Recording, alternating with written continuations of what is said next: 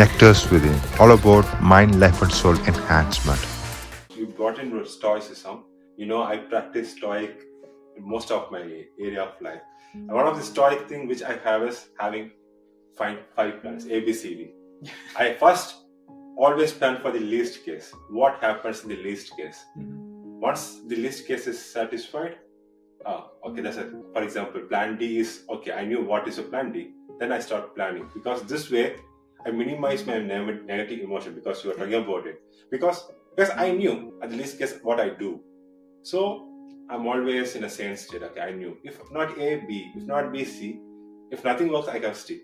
But still, we can plan whatever, but end of the day, we are just small living being here. Exactly. We have this corona lockdown, and none of my plans worked out. A, B, C, D. But that's when, plan E worked out, which is being authentic to self, because in most crucial time in my life, being very authentic to myself, 200%, and expressing my, we have this very saying in Netherlands, Dutch people, they're very practical. The emotional way of connecting is very less. But they told me, you just had this darting effect in my heart, the way you told it. And it happened two important occasions during the corona time where none of my plan worked out. When none of my plan worked out, I just exposed my authentic self. I just stood there. I won it.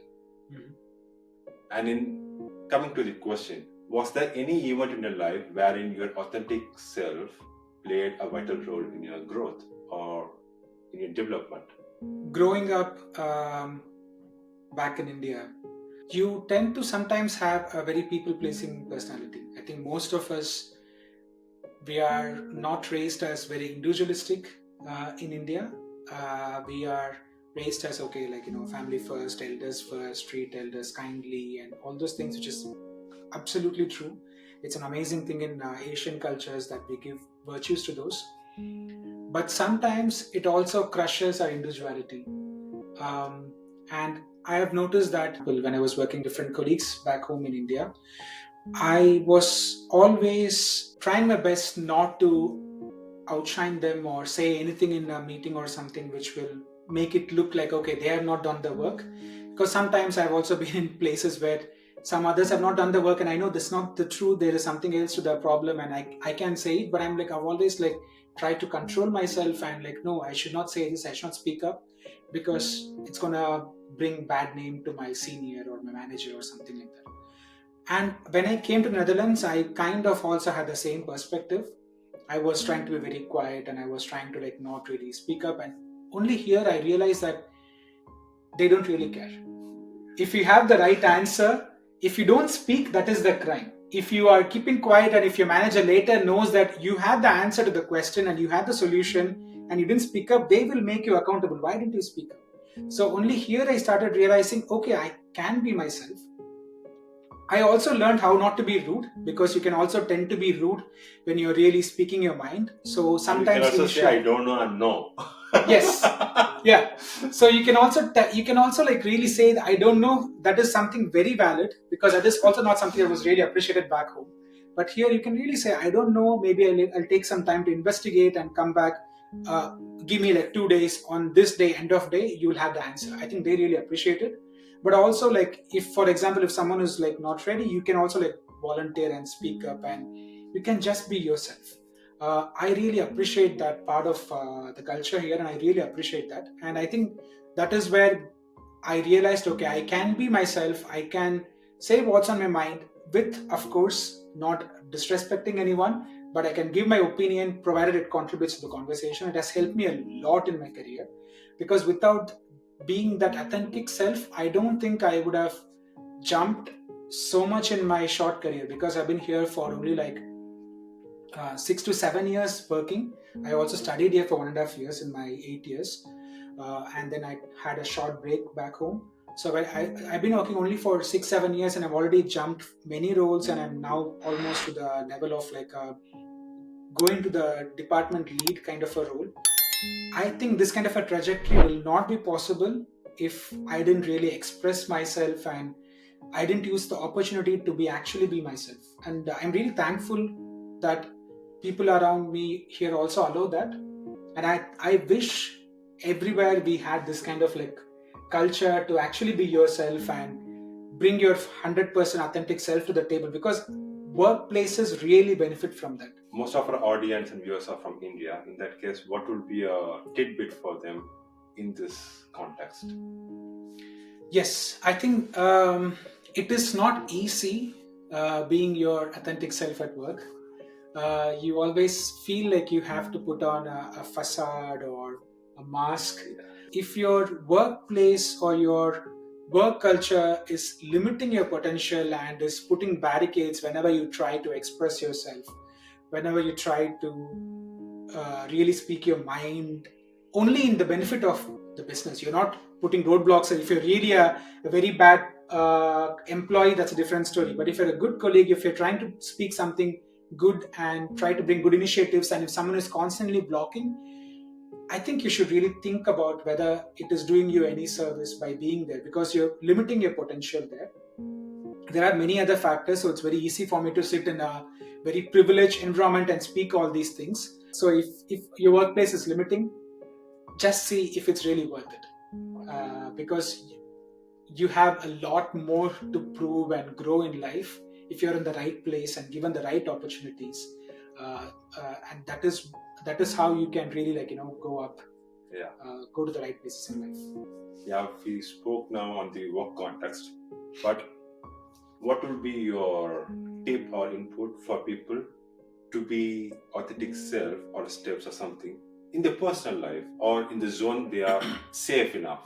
Yeah, I think first of all, you need a safe zone to be your authentic self. I completely, it's an undeniable truth. If you feel like some workplace itself is unsafe, then nobody is trying to really be themselves. They will always play by the book. Instead of giving that message to the people who are working in these places, it should be a message for the ones who are creating these workplaces. It's the managers, it's the leads, to actually make sure that they are creating or fostering a space which is safe for the people who are working under them.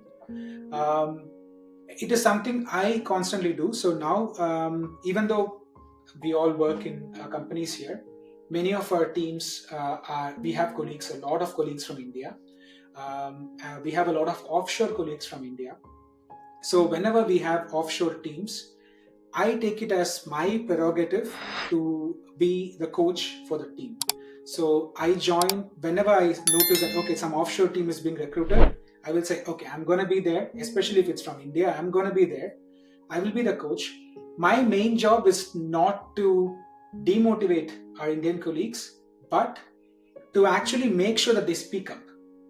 So there is always a habit that when you're working offshore, that the client is always right. And sometimes people can misuse that. They will say, oh, you have to work our hours. Dutch hours are like India till 8:30 or 9 in the night. If they have to work for Dutch hours, 5 o'clock, 6 o'clock. I think as a lead or as like a lead coach, what I do is I just jump in and use these opportunities to make sure that, hey, even though you're working offshore, you are still in the same team as the rest of these people here. So if they have work-life balance, you should have work-life balance. So what is okay for you? First, they will say, no, whatever you say is okay. And I will say, no, what you want to go back home so that you can have dinner with your family? And then they will say, okay, we can stop at 3 o'clock. And then I will tell these guys, hey guys, don't plan any meetings after 3. They will start the work early. They might be a bit earlier than you. They will have their own internal daily call, but they'll have a short call with you later. And then they'll finish the work by 3. If you have any questions, just put in the chat. Next day, they're going to answer it. So it is how the managers or the leads, you can create a safe space for people so that they can really be an equal playing, a team player and someone with equal opportunities in a team. So it is up to you to create that safe space. It is very difficult for an employee to create their own safe spaces. Once you provide these kind of opportunities, what I have noticed is that the teams really thrive. They really bring their absolute self to work. I have seen there is no client-customer relationship, because you don't want that. If you want to have a happy team, Eventually, there's a sparks of authentic self. yeah, then they talk about cricket, then you talk about like Bollywood movies at work, retros are about like the Footballs. personal lives, football, everything comes to the nature, and then they don't have any barricade. Then they really are themselves. They talk about their kids school performance, because here if you can talk about it, why not, like we can create that culture back home, like so I think it is up to the departments or the people in higher roles to play this. It is very difficult for someone like a new joiner to immediately go to a place and try to be an authentic self. They are trying to fit in. It's very difficult. So we can create that space. I think that is how you can create that authenticity at work. So I would advise the other way. If we have those safe spaces, create that kind of a situation where everyone can slowly open up and they feel it's okay to be themselves, then you will naturally create an environment where people are going to like bring their 100% to work. There is so much of I don't want to bring statistics into it because there's a lot of studies done on diversity and inclusion. Usually this has been existing for 20-30 years now. Researchers on for example, how much business productivity improves if people are authentic at work. And authenticity can be questioned in different ways, but like just using the word authenticity as like an umbrella term, I'm going to talk about it. There have been so many researches where it shows that business productivity also improves. So there is like a business advantage to it, but that should not be the only driving factor. Exactly. It should be a win-win situation. Exactly. You can create like a kind growing of society. Together, growing together. Yeah. Why wouldn't you want to be with people around you who are growing together with you? Wouldn't you want to create a space where it's like, everyone is continuously improving themselves? That is basically the agile philosophy. So I'm also bringing that part there. Very nice, very nice. It's so thought-provoking. As a big takeaway for the entire management arena out there. And to put that in a keynote, authentic self is a must for thriving to flourishing as an individual, not only individual, as a group that helps. And what are the parameters? Safe space. And what is safe space according to your input is being considerate. I'm not going to talk about big terms like empathy, no. At least start being considerate. That's what you want to do. And try to be open enough. Not to accept things, but at least to listen. So this is what you're trying to do. Completely true. Dear listeners, I strongly believe that this episode must have resonated with you. Lots and lots of takeaways from this episode. What is that one thing which was so inspiring you from this episode? Leave that in comment section. Can't wait to see that. And I definitely respond to it. With that note, thank you, Tadden, Namaste, and Vanakkam.